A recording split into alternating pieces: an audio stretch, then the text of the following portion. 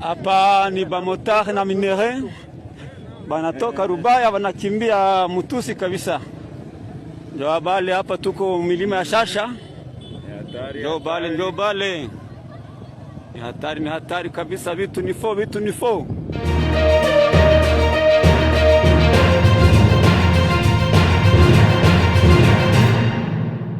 Twongeye kubasuhuza mwebwe abaduteza amatwi. Uyu ni wa mwanya tubagezaho update zivugwa kuri politike yo mu karere k'ibiyaga bigari n'intambara ziri kubera mu burasirazuba bwa Kongo, aho umutwe wa 23 uhanganye n'igisirikare cy'iki gihugu mu burasirazuba. Muri aka kanya tukaba tugiye kwibanda kubikubiye muri raporo nshya y'impuguke za ONU yasohotse ku wa 3 Mutarama mu mwaka wa 2024 ivuga ku kibazo cy'intambara ihanganishije M23 n'igisirikare cya Kongo. Ni raporo isohotse nyuma yaho Leta Zunze Ubumwe za Amerika nazo ziheruka gusohora indi raporo ivuga ko iyi ntambara ya M23 mu burasirazuba bwa Kongo iya Leta Zunze Ubumwe za Amerika ikaba yarasohotse mu mpera z'umwaka ushize wa 2023. Iyi raporo nshya ya ONU rero yasohotse tariki 3 Mutarama 2024 ikaba yibanze ku ruhare rwa guverinoma ya Kongo na bamwe mu basirikare b'abajenerali bo mu ngabo z'iki gihugu Wazalendo, FDLR, ingabo z'u Burundi n'u Rwanda muri iyi ntambara iri kubera mu burasirazuba bwa Kongo. Iyi raporo ikaba ifite umutwe ugira uti ingamba za gisirikare za M23, inkunga ituruka mu Rwanda, uruhare rw'u Burundi, ibyo kwibuka muri raporo ya ONU. Muri raporo y'izi mpuguke za ONU yashyizwe ahagaragara kuri uyu wa 3 Mutarama 2024, impuguke za ONU ziragaruka birambuye ku kibazo kiri mu burasirazuba bwa Kongo. Iyi raporo yongeye gushimangira ko u Rwanda rushyigikiye inyeshyamba za M23, ikavuga kandi ku bufatanye hagati y'ingabo za Kongo n'umutwe wa Wazalendo, aho ingabo za Kongo zishinjwa guha ibikoresho bya gisirikare imitwe yitwaje intwaro, ndetse iyi raporo ikagaragaza imikoranire iri hagati y'ingabo z'u Burundi n'iza Repubulika ya Demokarasi ya Kongo FARDC. Ku nshuro ya gatatu mu gihe kirenga umwaka, itsinda ry'impuguke za ONU zivuga ko u Rwanda rushyigikiye inyeshyamba za M23. Muri iyi raporo kiheruka, izi mpuguke za ONU zivuga ko bafite ibimenyetso by'uko ingabo z'u Rwanda RDF zitabara mu buryo butaziguye no kongerera ingufu umutwe wa M23 mu turere twa Masisi, Rucuru na Nyiragongo, aha ni mu ntara ya Kivu y'Amajyaruguru mu burasirazuba bwa Kongo. Kuri iyi ngingo, iyi raporo ikavuga ko abasirikare b'u Rwanda bibumbiye muri batayo zigera kuri 5 zitandukanye zoherejwe muri utwo duce gufasha M23 kuva iyi ntambara yatangira, by'umwihariko mu kwezi k'Ukwakira umwaka wa 2023. Iyi raporo kandi ivuga ko hari abarwanyi ba M23 bahuguriwe mu Rwanda mu kigo cya gisirikare cya Gako. Iyi raporo kandi hari ibyo ishaka gusanisha na raporo ziheruka gusohorwa na guverinoma ya Kongo. Guverinoma ya Kongo yavuze inshuro nyinshi kuri iyi nkunga ivugwa ko u Rwanda rutera umutwe wa M23. Mu mpera z'umwaka ushize, Kinshasa yagaragaje amashusho rusange yafashwe n'indege zitagira abadereva za MONUSCO zerekana ko hari abasirikare ba RDF bari ku murongo bava mu gace ka Karengera berekeza muri Tongo unyuze muri Parike Nationale ya Virunga. Muri raporo nshya rero, izi mpuguke za ONU zikaba zunze mu rya Repubulika ya Demokarasi ya Kongo.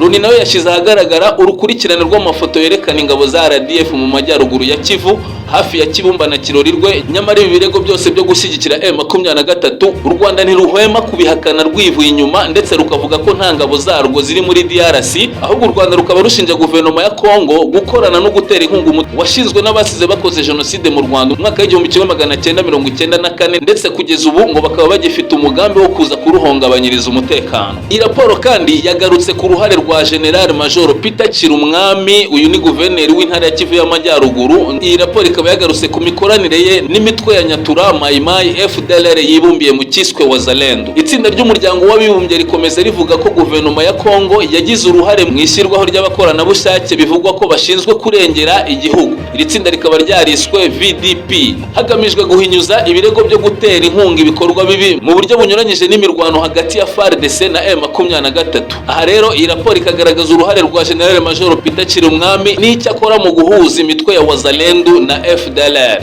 Yagizwe guverineri w'agateganyo w'intara ya Kivu y'Amajyaruguru muri Nzeri umwaka ushize. General Major Peter Chirumwami ngo yitabiriye inama nyinshi, by'umwihariko hagati ya tariki 22 na 23 Nzeri umwaka ushize w'2023 yabereye Goma. Iyi nama ihuza General Peter Chirumwami n'abahagarariye amatsinda akora munsi y'ibendera rya Wazalendo. Izi nama ngo zikaba zaraberaga mu mijyi no mu bigo bya gisirikare, ndetse ngo bakaba bararindwaga n'abasirikare ba FARDC. Indege za leta ya Kongo kandi ngo hari aho zatwaraga bamwe mu bayobozi b'imitwe yitwaje intwaro yibumbiye mu kiswe Wazalendo. mu rwego rwo kuyobya uburaringa igisirikare cya Kongo kikaba cyaravugaga ko inama igamije kuzamura imyumvire y'abagize iyo mitwe yitwaje intwaro kugira ngo bakurikize gahunda yo kwamburwa intwaro no gusubizwa mu buzima busanzwe, nyamara ngo icyo yari igamije kwari ugushakira hamwe strategy cyangwa se amayeri FARDC ifatanyije na Wazalendo na FDLR bakoresha kugira ngo batsinde M23 harimo no kuyambura ibice byose yari yarigaruriye igihe cy'amatora y'umukuru w'igihugu kitaragera, ubwo bagombaga kuyambura utu duce bitarenze tariki ya 20 Ukuboza 2023 nk'uko bari babiteganyije. Iyi raporo kandi isobanura zone za operasiyo z'iyi mitwe ya Wazalendo ivuga ko zigera kuri 5, buri zone ikayoborwa n'umuyobozi w'itsinda ryitwaje intwaro, harimo n'abafatiwe ibihano mpuzamahanga nka General Guido Shimurai Mwisa, umuyobozi wa NDC Renove. Iyi raporo ikomeza ivuga ko nyuma y'icyumweru kimwe gusa inama yahuje General Peter Chinyurumwami n'imitwe ya Nyatura Mai Mai na FDLR yibumbe mu cyiswe ya Wazalendo yahise itangira kugaba ibitero kuri M23, ndetse ngo ibi bikorwa bigahuzwa n'ibiro bya guverineri w'intara ya Kivu y'Amajyaruguru ariwe General Major Peter Chinyurumwami. Bonivuga ko icyo gihe ingabo za Kongo zatanze intwaro, ibikoresho n'amafaranga ku bayobozi b'abarwanyi ba Wazalendo na FDLR. Cyokoze Chinyurumwami ku mpuguke za ONU avuga ko uruhare rwa Wazalendo cyangwa se VDP atari ko gahunda ya guverinoma ya Kongo yari ifite, ahubwo ko yabitewe n'ubushotoranyi bwa M23. Raporo y'izi mpuguke za ONU kandi itanga ibimenyetso bimwe na bimwe bijyanye n'ingamba za gisirikare za M23, ariko ngo intego yabo ikaba itari yakamenyekana. Nk'uko impuguke za ONU zibivuga, ngo mbere yo gutangiza igitero cya Wazalendo mu ntangiriro z'Ukwakira 2023, inyeshyamba za M23 ngo zari zagize icyifuzo cyo gufata ikibuga cy'indege cya Kavumu aha ni muri Kivu y'Amajyepfo n'imijyi ya Goma na Bukavu, ndetse ko M23 mbere yari yateguye amahugurwa y'abarwanyi bayo mu cyo bita refresher courses yagombaga kumara amezi 3 mu ntangiriro za Gicurasi mu gace ka Cyanzu mu majyaruguru ya Kivu. Icyo gihe kandi ngo hari n'abarwanyi ba M23 bahuguwe ku rugamba rwo mu mijyi, hakiyongeraho ikipe kabuhariwe mu buhanga bwo gucengera bwari bwarashyizweho, ikaba ngo yari yobowe na Majoro Mirindi na Colonel Zayirwa, ariko ngo aba baje kwicirwa mu mirwano mu gace ka Kirorirwe mu Kwakira umwaka wa 2023. Gusa ngo ntibyabujije M23 gukomeza gushimangira ibirindiro byayo muri Kivu y'Amajyaruguru. Iyi raporo kandi yagarutse ku bufatanye bw'ingabo z'u Burundi n'igisirikare cya Repubulika ya Demokarasi ya Kongo. Andi makuru mashya yashakishijwe n'itsinda ry'umuryango w'abibumbye n'ubufatanye hagati y'igisirikare cya DRC n'u Burundi. Iyi raporo ikavuga ko amezi menshi M23 yakunze gushinja u Burundi kuza mu burasirazuba bwa Kongo kurwana ku ruhande rwa leta FARDC. Ingabo ni mu gihe ngo Burundi bwo bwakomeje kohereza izi ngabo mu izina ry'umuryango wa Afurika y'Uburasirazuba EAC, nyamara ngo siko byari bimeze, ahubwo ngo zabaga zigiye kugira uruhare mu mirwano yo gufasha FARDC kurwanya M23.